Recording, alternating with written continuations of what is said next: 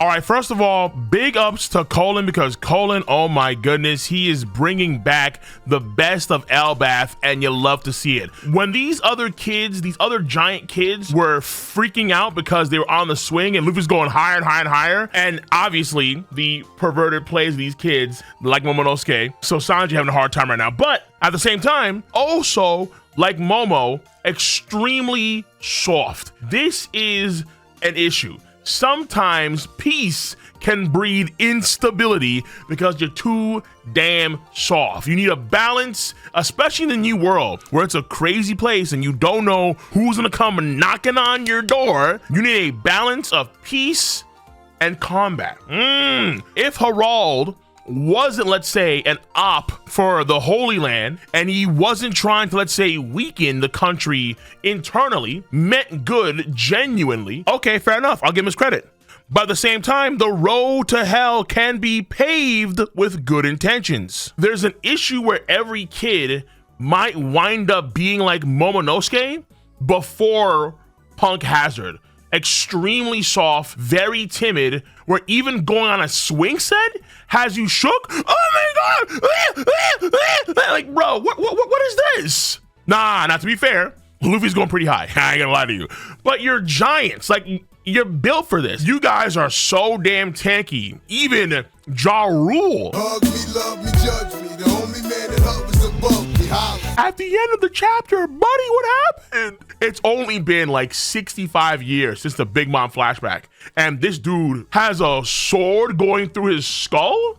I mean, bro, so he was already considered old in the Big Mom flashback, like 350 plus years old. He was old, long past OG status. He's at like ancient relic stats at that point, and yet still, he's able to survive a sword going through his helmet and through his brain. So it's like Whitebeard, but he actually lived. Like, not the cap. Is that as bad? No. Okay, fair enough. But damn, bro, what? It feels like it's actually reinforcing the idea that these giants have extremely tough bodies, very durable bodies, to where even if you get a sword going through your skull, there's a chance where as a giant you could survive. That's incredible. And when I think about the idea of, obviously, the fake out deaths, Kuma coming back even though he never died, where you have Vegapunk coming back even though Vegapunk's original body actually is dead and it's going to be a clone and yada yada blah blah blah. I'm not too sure who dies really among the Elbaf giants outside, let's say, Ja Rule in the future, right? I don't see Loki dying, obviously. I don't see Dory or Brogy or Oimo and Kashi or Hyruden dying. I don't see any of the new giant pirate crew dying. I don't see Saul dying again. No. We are done with that. I don't see Ripley dying. I mean, if she died, that'd be tragic. It's like an off chance. And then let's say you have Mato, the barkeep in the under area. I mean, I just don't see that many giants, if any giants at all, really dying on Elbaf. Considering the fact that, again, these giants have extraordinarily tough bodies. Let me keep it a stack. A sword wound is like, oh my god, my arm. A sword pierced my shoulder. What am I gonna do? Oh, it hurts. Ow.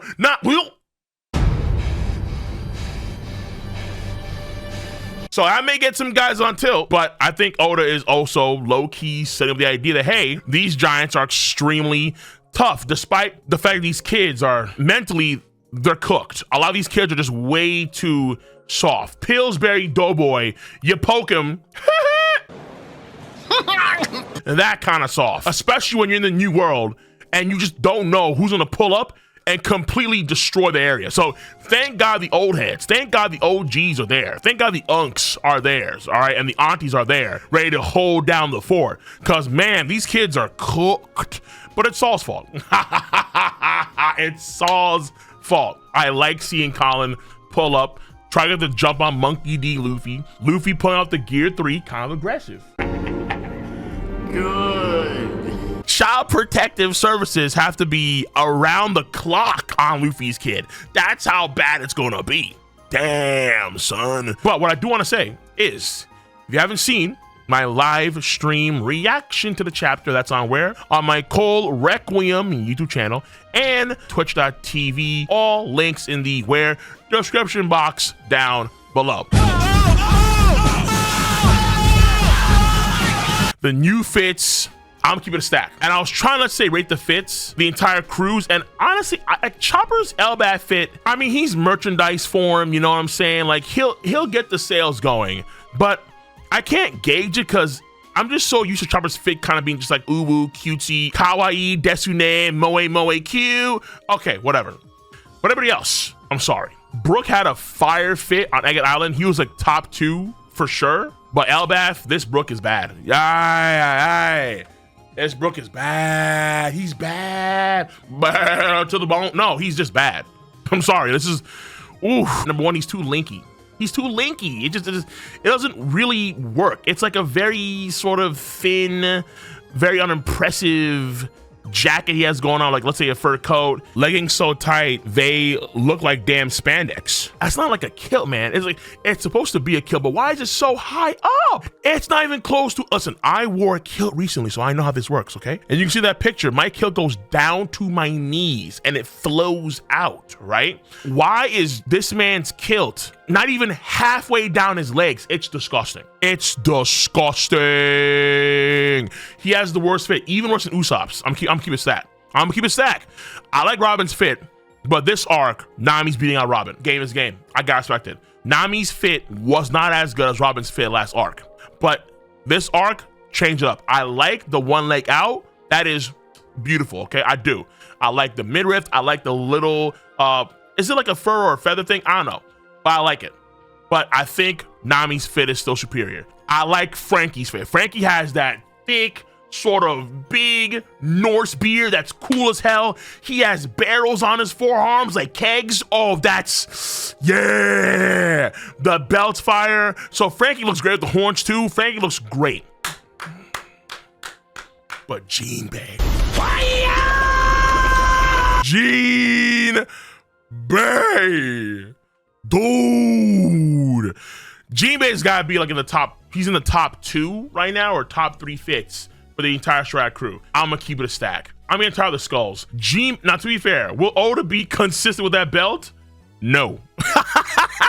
No. But Jinbei's belt is really damn good. It's like a snake Jormungandr circular belt. I mess with it so heavy. You have the sort of darker bottoms with the belt, but then you have the sort of fluffier white on the exterior of the belt, which goes very well with his white upper too. Hopefully Oda doesn't do like too many weird colors, but he probably will, knowing Oda. He probably always crazy, like it's gonna be actually a pink belt and he has a pink shirt, like okay, whatever. But in terms of black and white, you have the sort of like little braid knots that he has for his hair that go down, so they cut through the white for his fur jacket thing, and you're actually gonna see the pins for his fur feather jacket thing, so it works well. They give a lot of the circular notes that hit super well, and then he has a kilt that actually goes all the way down to his knees. Brook, yeah. So look, I'm not a fashionista, but I really mess with Jinbei's fit. The rest of the crew are doing great because now we're partying. Just seeing the giants, like the OGs and the aunties, the real giant warrior pirates pull up, celebrating the Straw Hats, the pride that they maintain for Dorian Brogy, saving Oimo and Kashi when they got food, saving Hairuden when he almost got a race. All these things and how much they've accomplished across the entire world, being respected as one of the great pirates of the era, as an Emperor of the Sea. Like, you just love to see it. Right? It's like Luffy, he's a super mega star. And when the crew have the energy near him, and except for Zoro, because Zoro just Zoro just glugging away. Like, okay, Zoro. All right, buddy, we see you. we see you, Zoro. He really wants to go back to the land of swords because he doesn't give a damn right now. He's focused on alcohol and alcohol alone. But I just kind of ish. Either way though, it's funny. I love to see the respect for Luffy and company. It's just really, really damn dope to see that. Again, Emperor crew, they've gone a long way to come here. Having giants of all people, mythical, legendary figures like giants, really celebrate Luffy company, it means a lot. Like, low-key, I think it means a lot. However, Not all the giants, because a few of them have a problem. Not yet. But first of all, I will say this. The fact that Ripley's husband, or I should say the man that she had Colin with, is a human, so that makes Colin a half human, half giant. That is very interesting. It could be Lewis Arnott, or it could be the person we saw at the end of chapter 1132, walking around with that gigantic Ursurus massive major, some freaking bear that's like Godzilla. It could be that person, because someone did remind me in my chat, in that same chapter 1132, Mato makes food for Ripley and Colin's dad. So Colin's dad, whatever, he's on Elbaf somewhere. And the question now is, okay, time out. Who is his dad? And again, it could be Lewis Arnott, but if it's the person in that cover story with Crocus, here we go again. the Shikis and the Gabons, now they crop back up. Now they're back in the woodwork. So is it Shiki? No, probably not. Is it Gabon? A better chance than Shiki, I'll admit that, honestly, yeah. And it does give more of an onus as to why Shanks would be here in the first place before Kid ran into him. So maybe Gabon. Actually, you know what? Yo, where's Kid? Yeah.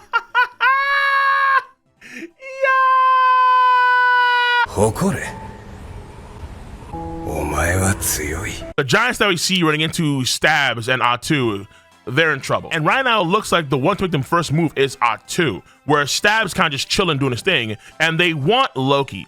Now, the reason why they want Loki, we don't know. The immediate assumption is Duffy power. But at the same time, do they have someone like Blackbeard on deck who can remove the power from another being and put that into something else or someone else? As far as we know, they don't have someone like that. So if they want Loki the individual, then it may not be for, okay, we want Loki specifically for his power. Let's say it could be for something else entirely. Like he has access to something that other folks do not have access to. Let's say it involves Shaggy, and could involve the Heaven Realm. We don't know. So right now, we have to wait and see why they want Loki, but they do want Loki. Okay, so that confirms that about what their agenda is so far. So far, their agenda, their aims. But this guy, you know, he's like, who are you? Like, nah, I ain't tell you nothing. I ain't telling you nothing. He says, not nothing, nothing. Okay, bet. I'm gonna wrap you up. And I didn't notice that at first, because like you have to zoom in, all right? Mazda, zoom. Yeah, zoom. You have to really zoom in, but it looks like, oh yeah, there's actually these bandages that were around him that are not around him now. So it looks like she's able to manipulate the bandages somehow, some way. To me, it screams paramecia, though it could be technology related, or it could be a certain technique, like it's a Rock Lee hidden lotus, whatever the hell. That's possible too. But please keep the mythical Zoans last on the totem pole, not first. Okay, even though I know it was a long time ago, Kizaru's words about the fruit should still play. 로기아 요리 사라니 기쇼 존케 겐주슈. There are going to be more Logias in the story of One Piece than are going to be mythical Zoans.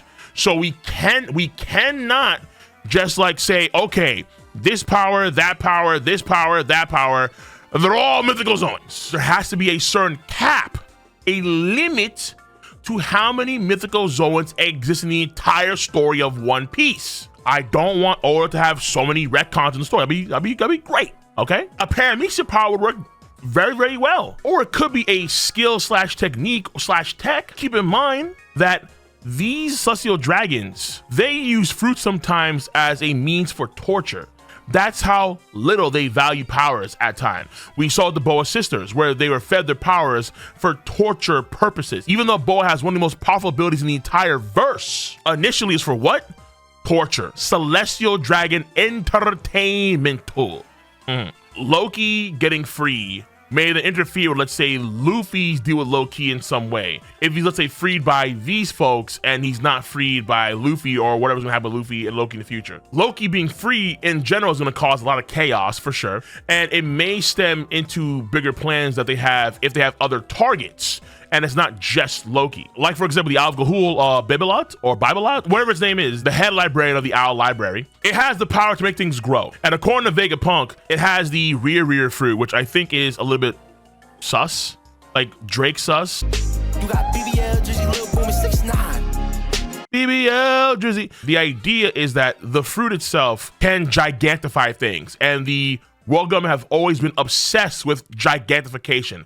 They have done so many experiments on gigantification. So I do have to wonder if maybe the owl could be like a low-key target too. It is interesting to see things play out. We are moving the story along with these forces. Nothing crazy hype yet, but it is pretty good, I think, setup. And again, I like seeing Colin. I ain't gonna lie to you, bro. Colin is he's a nice breath of fresh air on this very progressive jewel tree atom, which again, in terms of how the nation's future to play out, should be, for the most part, for the better. But in the new world, where just OD guys are running around, where you have some fearsome women that can like destroy entire countries running around, not the best long-term play, I would argue. But the good long-term rapport that the Strats have built with the Giants for all this time, and again, getting their flowers, getting their crown from the Giants, these mythical people, recognizing Luffy, a current emperor of the sea, that feels good. That really feels damn good, because they've earned their stripes. Absolutely. Chapter overall, simple, straightforward. Pace is good. In terms of character, it's all right. In terms of story, it's okay too, nothing crazy. So I would say overall the chapter is an okay chapter. I'll give like a 6.5 to 7 out of 10 in my book. So on that note, let me know your stance on this chapter. The last unofficial chapter for the year 2024, but officially comes out next week, 2025. But I think it was an issue where it was like out in French or something. Like officially, I was like, wait, what the? So there could be some sort of issue as to why it's out, but it came out. Once on the web, whether it's by mistake or not, it's over. So on that note, I'm going to see you guys and gals on the flip side. I have more videos to come, theory videos, and of course, there's going to be the top 30 content coming out next week. And of course, the top 30 strongest characters coming out next month in January. That's going to be a fun time. Absolutely. Look forward to those streams with me and the tier 3 guys on twitch.tv and other content creators as well at Subway in January. So until then, I'm going to see you guys later. Take care. Stay safe. Have a nice one. 誇れ。お前は強い。